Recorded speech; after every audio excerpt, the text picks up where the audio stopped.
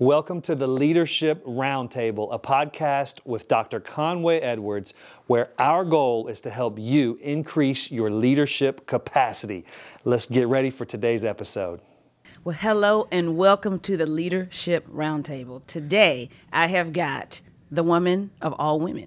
She is the one and only. I want to call her Nona, not Nora, because that's her IG handle. So that's what I used to call her for a really long time. I'd be like, y'all know Nona, not Nora.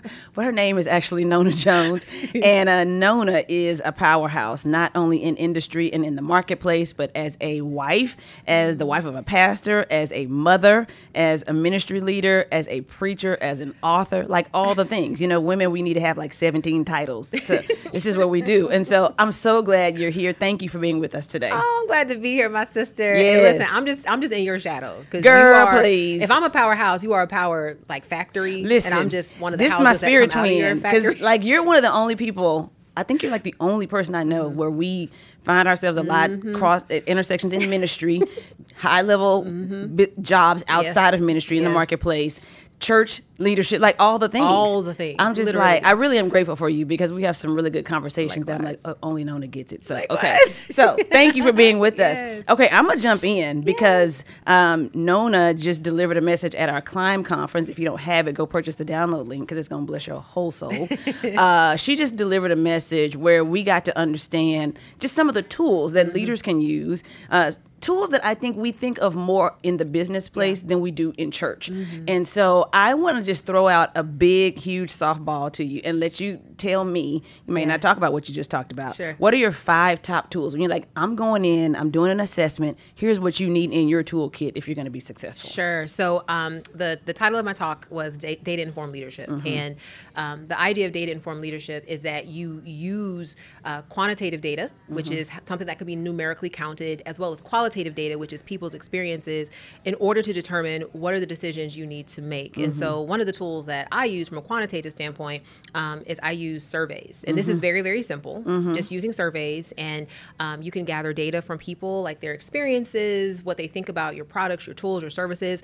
Something that we're about to implement at our church is a culture survey, which is something we've never done before. Okay. But it's designed to figure out what is the sentiment of the people who are attending our church. Do they feel like they're growing? Are they actually in community with other people? What is their spiritual condition? And so being able to get that as a baseline, and we'll do the survey maybe every like 6 months or so, just to see, are we helping people make progress? Are we helping people grow? So that's one of the tools that I use. Last year, I talked about a Darcy matrix. Listen, we were all the most screenshot and people were like, send me the slides. You know, my team was texting me going, oh my God, we about to start Darcy. Yes, we are. Yes, we are. And your husband actually made a handout. Listen, we'll make a system in a minute. I was so impressed. Yeah. But a Darcy matrix, what it does is it just articulates the different roles and responsibilities that people have on a team. I think what happens is we put somebody in a job and we just assume that they're going to get the job done. Right. But every role has adjacencies, which means other people, other teams that they have to work with. But the question becomes, what is their role in a given project or initiative? So a Darcy matrix basically articulates who's the decision maker in a given project or a given responsibility, who's accountable, like who is the one person, not 10, who's the one person that their job is to get this thing done. Right. Who's responsible? This is who are the people that have to contribute to this project. It could be the people on that accountable person's team, or it could be people who are on other teams, but they're responsible. Then it's who should be consulted. So who are the people that maybe have knowledge and wisdom that the team needs to carry out the project, and then who just needs to be kept informed. But what a Darcy matrix does is it just articulates the names of the people who need to be part of that project. And a lot of times we just skip to doing stuff. We do. And we don't clarify people's roles. Listen, let me tell you why I love that. I love that model because it has changed even the way I structure calls. Because now I can say, oh, I want this call with I need the decision makers for this. I'm running a conference. We're getting ready for women's conference, which you've blessed us to be at a couple times. And so I can say, I'm running a conference. I need call our decision makers. And I know I'm talking to 7 to 9 people or whatever. Then I might go out a level. Okay, I need our decision makers and our staff liaisons. They're accountable for a lot of stuff. So it just helps clarify what everybody's doing. Then once they know they're a consultant. Yeah, okay? That's like when you need to know. That's when you need to know you're in the CC. and not the 2. Okay, Come I on. try to explain to people in email. If you're in the CC, Yes. let alone the BC, if you are blind copied, everybody didn't see your name, you talking about some reply all. Get your life. Like, if you're not in the 2, then it's not to reply all. you.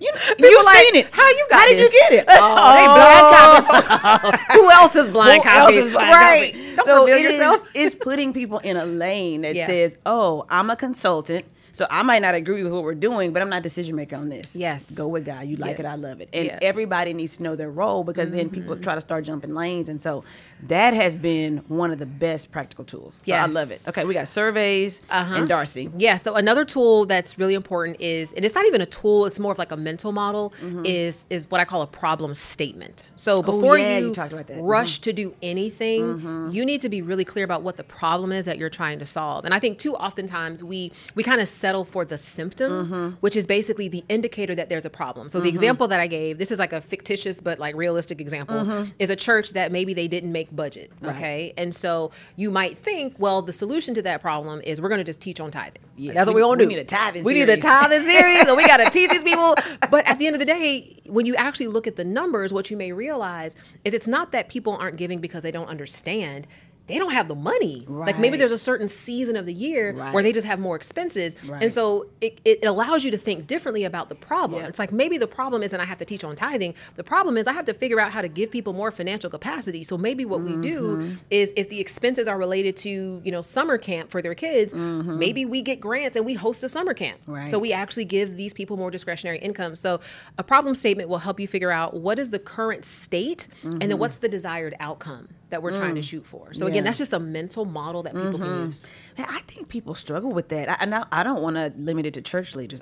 Have you seen in your experience, in my experience, we like ambiguity because then there's not much accountability. Yes. When I'm ambiguous, you can't hold me to it. Yeah. We love vision. Our Yeah. culture loves vision and vision boarding and vision statements and mission, and those are great, but they're starting points. Right? Yes. If you don't add tangible outcomes, Yes. and we love just vision because you can't really measure it. No one can tell you whether or not you're on track. No. Have you found that people really kind of shy away from those specific type of goals? I have definitely found that, and I would also offer that is not God's way. Hey. So I gave the example. I talked about how in Exodus 25, when Yeah. God starts to tell Moses how Listen. to worship Him, and He talks about how to construct the tabernacle. tabernacle and is a whole situation. how the priest. It's 6 chapters. Yes. God is They like talking about 3 pieces of rock. They must be pink, and one has to have a soft edge. I'm like, this type of metal, sir. this type of stone, this type of, Yes. and it's like that's Yeah. how God communicates vision. It's Absolutely. data informed. It is specific. God does not leave us to our own devices. Yeah. He's like, no, this is what it is. But I think you're right. It's like we do. We just say, we're going to be the most impactful church in the community. To who? Why? Right. And How? then what that does By is when? by when? And what does it look like? And so our Yeah. people end up filling in the blanks, and we wonder as a leader, like, why we're not making progress because we haven't taken the time to actually think about what are we doing? Yeah. And that's our job as leaders. Yeah. Oh my gosh, that's so good. And you made a statement that is a sentiment here at our church, that the difference between volunteer and staff is not standard. It's just compensation. Volunteers, you have compensation coming from somewhere Come else. on. Maybe. Yeah. But I mean, it's. She said maybe. I mean, you may be retired or a stay-at-home Yeah. mom or something, but the standard is not compromised, and I don't know why we are so willing to give more to things in the marketplace that don't impact eternity. Absolutely and not. then come in here and then treat the church like you should be grateful that I'm here. No, I No. believe that we have to bring. Look, I may, and I don't do this in practice because I'm not this way oriented, but I may show up to work and give them whatever I feel like giving that day. When it comes to the kingdom of God, oh no, we're gonna figure out how to give We're gonna figure it excellence. out. We're gonna figure it out because Yeah. that is eternity. I once heard everything. Jean Bevere said something so powerful. I love math, and he was like, any number, no matter how big it is, when you divide it by infinity, it's 0. So if you live 100 years, divide that by infinity. That's 0. If you live 1,000 years, divide it by infinity, that's 0. So we only have a finite number of years within Yeah. which to determine how we Absolutely. spend eternity. We have to make the most of it. So Yeah. I love my job, but But the church, Listen. if I'm feeling under the weather, Listen. and I got a sick day at work, Right. I'm gonna take a sick day there because I know I got to teach That's tonight. it. Like, you're like, that's where I'm That's gonna it. give my energy because And I'm reflecting to people, here is what I think of my God. Here's what I think of my God. I don't think less of him than my boss. And I mean, that's a whole sermon. I think we have to discipline ourselves not to lower the bar because someone is serving without financial compensation. It's like, no, this is the standard. Right. Whether you're compensated financially or not, this is the standard. Which, by the way, is only an American thing. Like, True. That is something we started. That anyway, whatever. Right. All right. That's we had 2 tools and a mental model. What else would be a couple other things you would say for a toolkit? I would say for leaders, it's important to, if a team member comes to you with a problem and they're like, we need to implement this new thing. We need a prison ministry. We need a prison ministry. There's a couple of things that I would recommend. One, ask that person, what problem is that going to solve? And how do you recommend we solve it? And what will the result be? Because that's what drives accountability. The problem is that's what the Lord said. God had told me. Praise the Lord. Then that sounds like something that the Lord is calling you personally to. Listen. And then when you ask me, do you want to lead it? I just have the idea. I want y'all to do it. Right. No, man. No. It's like the Lord may be calling you to that. Yeah. At this house, though. As for me and my house. For me and my house, we solve problems. We require a statements. hypothesis. We require you to tell us what's going to happen and what we expect. Right. And then just like, okay, we need to establish some goals around this thing. Like, what can we expect? That problem statement is so good. How do you? Now I'm gonna ask you a side question on that. Do you work with people to help them figure out the problem? Because sometimes we just know I don't feel well, right? Yeah. You don't know, is it flu? Is it COVID? Do I have what I need? We just are like, I don't feel well. I'm gonna go rest. So we have a blanket approach to solutions because we're really only trying to manage our symptoms. Correct. I'm gonna take a Tylenol and go to bed. I'm not trying to get to the heart of it. How do you help a person begin to shift and say, I need to get to the problem that I'm trying to solve? I typically ask the question why, like anywhere from 3 to 5 times. So if somebody comes to me and they say, for example, I use the budget issue. Like, man, we didn't make budget last year. Why is that? Well, people just aren't giving like they used to. Why is that? Well, I don't know. I feel like there's a recession going on. Okay, well, why is that? Well, I think the local utility company is being hit by whatever. Oh, why is that? So I'm asking why, because the more I ask why, the more we get to the root. And now we have a problem that we could really put some meat on and solve that will eventually impact the upstream indicator of the problem. I think we have to discipline ourselves to do that. It's like, well, why is that? Yeah. Don't just stop at we should do this. Right. Well, why is that a problem that we should solve? Why does it even exist? Yeah. And why does that exist? Yeah. And why did that happen? Being curious. Right. It's like a toddler. Pretty much. Makes you want to do it because I said so. But yes. It's so good. Last night, John Maxwell said something that just stuck with me. He said, if you have an abundance mindset, you will know that no matter how difficult the issue, there's always an answer. That's it. He said, then there's always one more answer. Yes. And then there's always a better answer. Yes. So he was like, you have to keep coming up. That's it.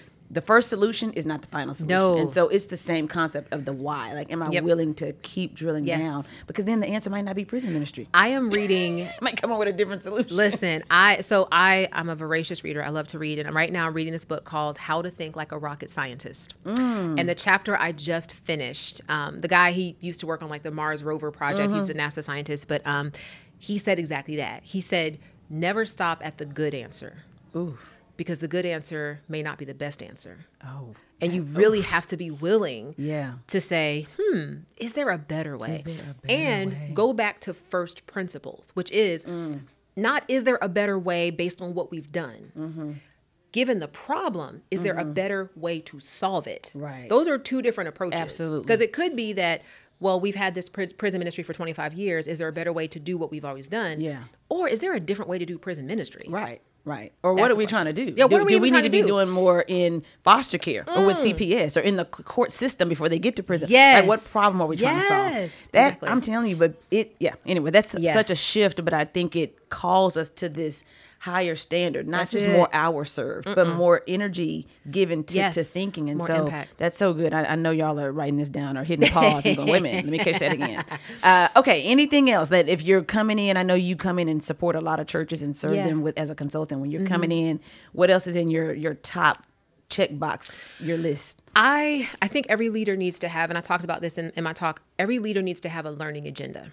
Which is that was so good. It's just a set of questions that you ask everyone on your team to understand what's the state of the team, what's the state of the organization, and then what's the state of the landscape in which we operate. Now, in churches, we don't like to think of ourselves to be in competition with each other. Right. And that's true. We're not in competition because we are one body. But while we not be competitors, we are alternatives. You know, people can make choices. People make choices. Yeah. And so we have to be willing to be honest and be like, are we the best choice? Yeah. And if not, then we need to figure out why that is and how we can push for excellence in a deeper way. Ooh, a learning agenda. That's so different than just an action agenda. Let's Correct. get these things done. There's questions we want to answer. Yeah. So how do you, now I'm going to switch it a little bit. Personally, in your time, in your own self-leadership, because we know leading self is the hardest person to lead. What do you do in your day so that you're making time for your own learning agenda? So for your own time to just say, I know I have a million things in my life where I'm solving problems. Where am I learning? So every Friday, like I block Friday off for what I call research and strategy. So that is my day that if there are questions I'm trying to answer, like let's just say many people are on social media. So it's like, okay, I want to learn more about social media monetization. That is the day when I will literally allocate an hour or two to just study social media monetization. Or maybe I'm having like a really sticky or thorny staff issue. That might be the day that I research how to deal with a difficult staff member. But that's the day. I don't do nothing else. No meetings, nothing. This is my day for research and strategy. And as I learn, I build my strategy from that. And it may prompt me to ask even more questions, have more conversations, but that's how I set aside that time. You have to block it off on your calendar because it's not going to happen on its own. It's not. That's so good. And how do you know, because here's my issue. I'm an achiever. Productivity is a big thing for me. I understand. How do you feel productive when it's your learning research day? Which I know I need to do it in my head. Yeah. But I'm like, but what did I get done? Like there's still something in my head going, but what did I get done? I had like 9 things I want to knock out. I'm a type A. I'm a type A person. Yes, I'm like, I need to take the things off the list. The reason why I do it though is because I leave the day with new ideas. Like what I'm solving is I'm solving a problem that I needed ideas for. I have new ideas. Right. I have maybe a hypothesis about something that I need to implement for my team, or maybe there's a new strategy I want to implement. That's what productivity is for me on that day. Yeah. It's like, okay, now I have the space to think differently about what I'm facing and I can tackle it. Girl, I need to put that in my 2024 journal. Redefine productivity. I know it in my head. It's just I get the jitters. I'm just like, woo. But I got 6 emails. I want to. Yeah, I know. It is so hard, but it's so necessary, and it's really an investment. It to think. Okay, so we've talked about tools. Given all those tools and mental models, what are some things you think are like? You talked about ego, which might be your answer. What are 1 or 2 top struggles you see with leaders? It could be ability or character. Like what are some of the things you see are very common roadblocks for us? Because you can have the toolkit, all the tools in the world. Yeah. And if you jacked up, you jacked up. Yeah. I think one, I will talk about ego in a minute because I do think that's a big one, but one is what we just discussed, which is not making space to learn and grow. We have to remember that there are new challenges we're going to face. We have to constantly learn and grow. I have a very diverse literary diet. So I mentioned earlier, I love reading. I'll read everything from business and leadership to faith to science about, physics, everything from like culinary. I read biographies because as I'm reading all these different types of books, I'm just getting new ideas and new approaches, new ways of seeing things. And so I think not making space to learn and grow is one, but ego is huge. It's like, we have to guard against ego, especially as leaders of faith, because we know the Bible says God resists the proud. He gives grace to the humble. Yes, but as we get puffed up in ourselves and we think that we're the bomb and we're the boss and we're all this, God is like, okay, you got it. Let me see what you can do. Right. Let me see how that goes. Right. And so I think we have to guard against ego as well. Yeah. Man, that's huge. Okay, let me see if I can think of anything else. Any other tools that you think we just have to know? Even though you've like dropped a whole academic semester. No, I think those are key ones. Those are key ones. And I think, again, just disciplining yourself to just read. Be a student of leadership, be a student of business, be a student of all the different disciplines, whether it's literature, science, math, just have a diverse set of sources to pull from because that's going to make you better. That's good. Okay, now I have another one that's kind of personal. So how did you arrive at the place, and this will be our final question, that being bivocational was exactly the space God wanted you to be in. I think for church leaders, sometimes we think we've arrived when all we're doing is church. It's full time. If I'm really committed to this, I'm gonna quit my job, which sometimes that's the case. Yeah, you know. But I know what pulls on me. So how have you come to the settled realization that God wants me thriving in both of these spaces? Well, yeah, it was totally God, because I myself thought I was going to just be on a corporate track. Like I was on a corporate trajectory. I'm about to change the world. Yeah, no, I was going to just be CEO of some Fortune 50 company, and I mean, I was licensed in ministry at 17, so like I was preaching at a young age, but I never saw myself like in ministry, like traveling and preaching. Never saw that. God just opened doors, and He didn't release me from my corporate work, because that is a ministry. It's a whole mission field. It's a mission field. Listen. And I think we tend to think that the work in the tabernacle is somehow ministry, and what we do outside of it is not. Right. No, it is ministry, because we are priests everywhere that we go. That's what we're called to be. So yeah, God did that thing. That is so good. Wasn't planning and do on you it. still get like low key excited about like non-church stuff? Like when I'm sitting in meetings and we're figuring our strategies and we just realign this budget or redo this org, I'm like, yes, we killing it. Right. I feel like there's a value to being a highly competent person that at the right moment gets to show your faith. Yes. Because now they're not like, oh, the church people that's because you only, Right. that's because you just didn't get an education. Like, no. Yeah. I'm here. Yes. I've made my way in this space. Yes. But also when you ask me how I do it and why I'm not stressed, I'm like, come in. It's Jesus. Close the door. Listen, Let me talk to you. God has called me specifically to be a light in dark places. That is the Absolutely. call that He has given me, is be a light in dark places, to carry my witness for Jesus into the places where He would not normally be. Absolutely. To be a witness for Him. And so I think it's a privilege Yeah. to be able to be in those rooms where people are not thinking about Jesus at all. Yeah. But you show up Yeah. as His representative. Yeah, with a whole lot of intelligence. Yes. And a whole lot of Jesus. Integrity They get and to see it Jesus. both. That's it. I love it. Man, Nona, thank you so much for being with us. This has like been a rich 29 minutes. It has been so rich. I know people are going to pause and rewind and write. This can really change the trajectory of a leader's life. Amen. And I just appreciate you. I appreciate what you are to the body of Christ. Amen. I appreciate who you are in the marketplace. And so, man, it's always a pleasure to be with you. So I thank appreciate again. you, sis. And I appreciate your ministry and just how you are a voice of truth and authenticity. And like, I'm just so blessed by you and your example. So Well, we just loving on each other. yes, That's what we do. So, thanks for being my friend. yeah. Thank you so much, Nona. Thank you, girl. Thank you so much for joining the podcast today. It has been an honor to have you here with us.